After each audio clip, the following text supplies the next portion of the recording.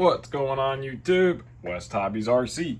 So today we're going to have a comparison video of the OMP Hobby M1 and the newer Align T-15. So now this is a question that I have seen, gotten, looked up, seen it a lot on the groups, any of the Facebook pages, so on and so forth, about which one should you get, the OMP Hobby M1 or the Align T-15, and what are the differences? Now, I want to thank Sean from Heli Direct for sending this T-15 to me, for doing some videos on setting up spectrum, so on and so forth. So I greatly appreciate it, Sean. And I wanted to use it to do a couple different videos on, so this is one of them. So first off, we're going to go by box to box, and then we'll open these guys up. So with the OMP Hobby M1, you get this really nice foam style carrying case with a little cardboard sleeve with all your specs and everything on it, your different colors. On the Align T-15, you get this really nice rugged plastic carrying case. Now it's a nice carrying case. It's like a showcase. You know, you got a nice clear front, has Align in big letters, and you got the T-15 on there. Very strong, has a little handle so you can carry this guy to the field. It comes with a bunch of stuff inside we'll look at, and then you have a nice little carrying case. And then with this guy here, again, you have a little sleeve with the foam style case. We got both the cases open here. You can see we have the M1 here and the T-15 here. So now, case to case, of course, you got your little nice hinge here, so this can open and close a lot. I've had this helicopter for well over a year now, and this is the original case, and I keep it in this case. Same with the T-15, you can do the same thing. It has a nice little foam insert here to keep all your stuff organized. It has your battery, you have space for another battery. You could put actually 3 more batteries in here. Looks like little like blade holders or blades that you can stick in here. It's got this little case with some extra parts in it, a tail blade, some blade tape, couple zip ties, this little extension, line wrench for a feathering shaft. And then you also get a few tools here. You get a 0.9 millimeter and you get a 1.3 millimeter. Nice little aluminum Allen's lines tools are very nice. You also get your 360 milliamp 2S70C pack, and you get a nice little thing of Loctite, of Align blue Loctite or retaining compound. It might be retaining compound, but you get a couple little things inside your kit here. And now with OMP, your helicopter nicely displayed, just like the T-15, you are going to get one 2S 350 milliamp OMP pack, and you have spots for 2 more packs plus 1 in the helicopter. Same with the T-15, you can put 4 packs here with 1 in the helicopter. With the M1, you get some tools. You get a couple Allen wrenches, which is a 1 millimeter, very nice, long, good grip handle. You get a little tiny flathead. You also get this little blade nut wrench, which I've seen a lot of guys ask what this is for. So for one end, it is for your canopy posts, and then on the end that is closed, you can do it for your blade nuts to take off and loosen the blades. So you get a couple little tools. You also get a little goodie bag with parts and extra stuff in it. You also get a charge adapter. So this will plug into your 2S LiPo, and this will allow you to plug an XT60 in and then your regular balance lead in. You can get multiple things. Like I have a balance parallel port that allows me to charge up to 6 of these batteries at one time. So now let's go ahead and pull the helicopters out of the box and see what they look like. We got the helicopters out of the boxes. We put them in the background. So we have the M1 on the right and the T-15 on the left. So the first thing we're going to go over is batteries. So of course, 2S 350 milliamp 50C LiPo, and the T-15 comes with a 360 milliamp 50C LiPo. Battery ends are the same, and the batteries look to be identical in sizes. So now we can grab a caliper here. We can grab and see what the sizes are. So for the OMP M1 battery, length is 43 millimeters. Width is about 20 millimeters. And thickness is about 13.3 millimeters.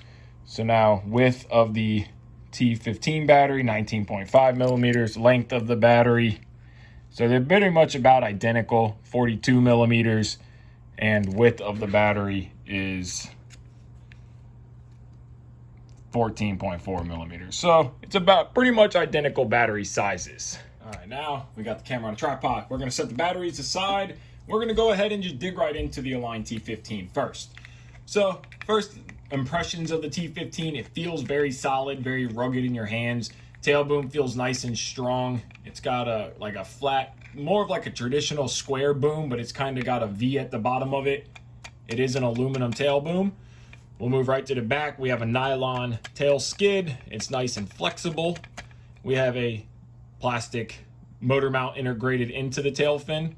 And then we have a smaller looking brushless motor. I believe it is 8,000 kV. And we have a nice little center screw prop on the back. We'll move forward. We have plastic line blades and a all aluminum rotor head. So it is a DFC style head, aluminum swash plate, aluminum blade grips and hub. And then we have our servos on the outside here. So now our servos don't really give us any specs, just say T-15T on them.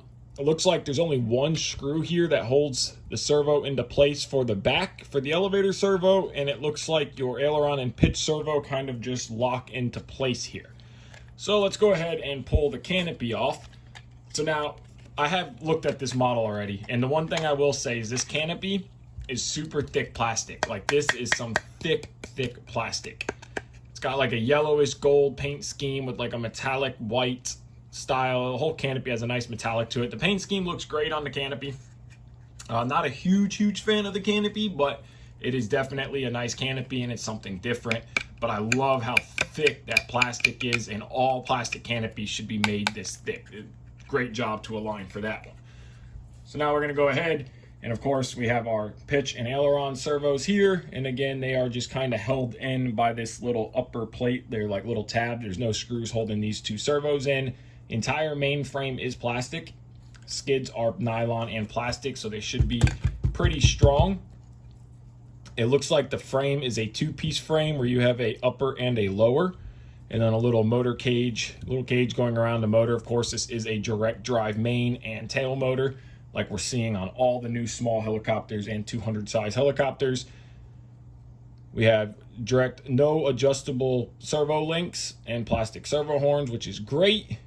This is our FBL ESC. It's a nice, tiny, compact little system here. Our motor wires are held on with 3 little Phillips screws there.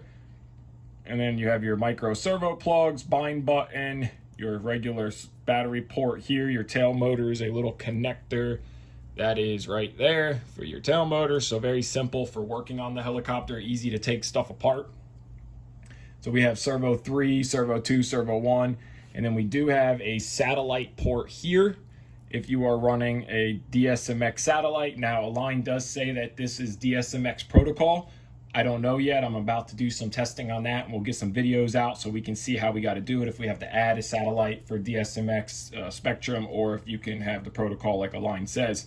You have a nice long antenna coming out. This is a Futaba protocol, so if you're running TX16S or Futaba, you can bind directly to the model without having to do anything. Now, for tunability and adjustability, this does go to an app on your phone, and we're going to get into those videos, a setup video, and we'll explain the app and everything. But you can download an app right to your phone, Android or Apple, and you can do all kinds of tuning and adjustments. So we'll go through that in a later date. Looks like a whole plastic motor mount, everything. The whole mainframe assembly is all plastic, and everything is plastic. Got some bearings top and bottom. And it looks like a 1500 kV, 1500 kV main motor. They do give you the specs on the motor, which is nice. A lot of these companies do not. So you can see right here, we have 2405 1500 kV main motor, and your battery is going to fit directly like the M1, where it's just a push to slide in here. So it is just a simple push in. Your battery plug is going to go right into the top here. Simple and done. Now, blade lengthwise, so from the tip of the blade to the bolt hole, we have about 122-ish millimeter blade length. About 122 millimeter blade length. So far, the helicopter looks really good. It is a really nice looking model. Now, personally speaking, I don't like the servo placement of how they did it. Now that again is a personal choice. It's a preference. I'm not a big fan of the servos being out the way that they are. but it's not a bad thing. I'm not a huge fan of it. Also, the yellow case, I think they should have been black, but that's okay. So now let's set the T-15 aside and let's grab the M1 and go over some things on that guy. All right, so now we have the M1. So now first thing you'll notice is a carbon fiber mainframe. Of course, this is a micro heli carbon mainframe. So comparing mainframe to mainframe wise, stock versus stock, this does come with a plastic mainframe. So stock versus stock, T-15 versus M1, they both have plastic mainframes. Now, of course, the M1, of course, has an all aluminum DFC style head, aluminum swash plate, no adjustable linkages. We have a nice plastic composite blades. They're super strong, super thick. We have a similar shape tail boom, pretty much identical in shape. This one's just a little longer. We have a nylon skid or tail fin / motor mount. Now you will notice that between the two, the M1 tail motor is bigger. It is longer, it's wider, it is a bigger tail motor.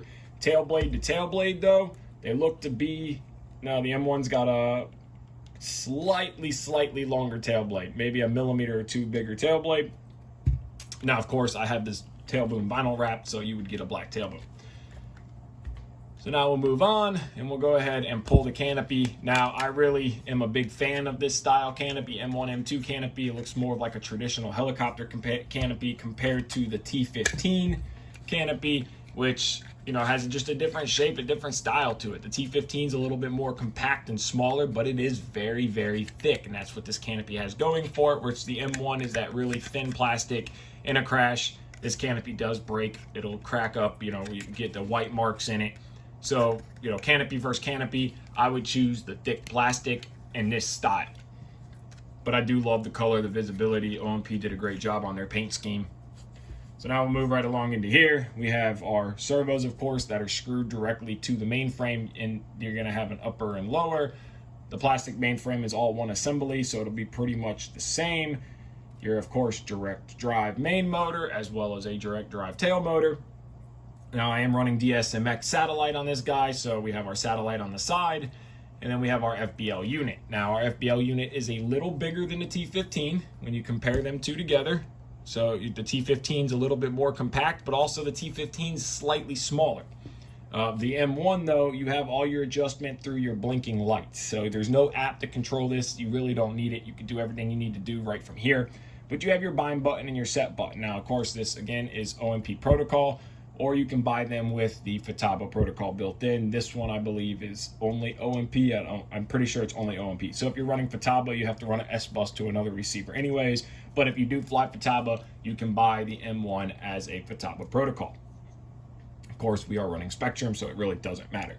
But you have your built-in antenna.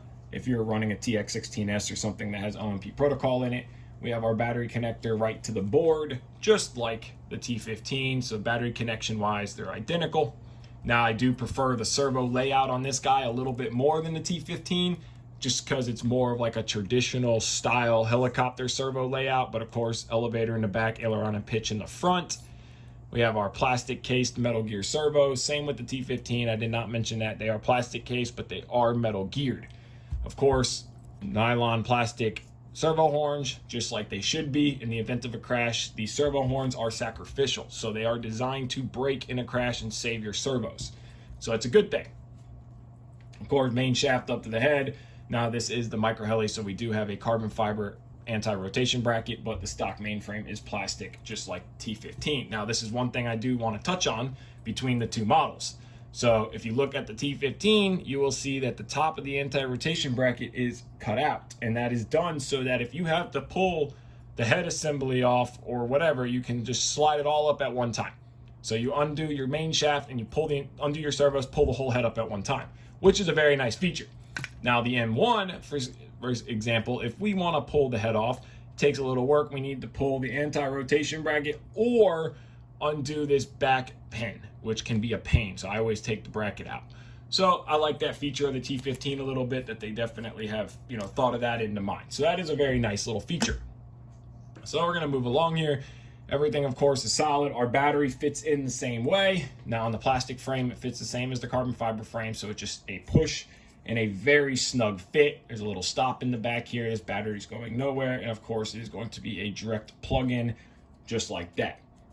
So now let's do a little bit of side by side of the two, and we'll get a weight of the two. So now we have the M1 on the right and the T-15 on the left. So now we're gonna do a little bit of a side by side comparison of the two. You can tell that the M1 is just slightly bigger, but not by much. So we'll go ahead and line these two up like so. So you can kind of see main shaft to main shaft. The M1 has a slightly longer tail boom. So we are longer by a little bit. And we have, of course, slightly longer main rotor blades. But about height-wise, they sit pretty about much the same. I mean, if you look at main shaft to main shaft, head to head here, they are about identical. Now, of course, if you look at canopy here, the M1 canopy sticks out just a little further than the T-15 canopy. If we look at top view here, we could tell tail boom is longer.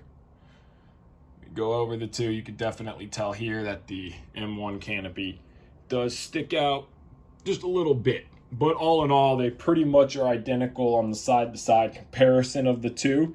So let's grab a scale and let's get some weights of it. So we have a scale zeroed out in grams. We're gonna go ahead and set the T-15 ready to fly, and we are coming in at about 121.37 grams. Now that is with the battery already in it.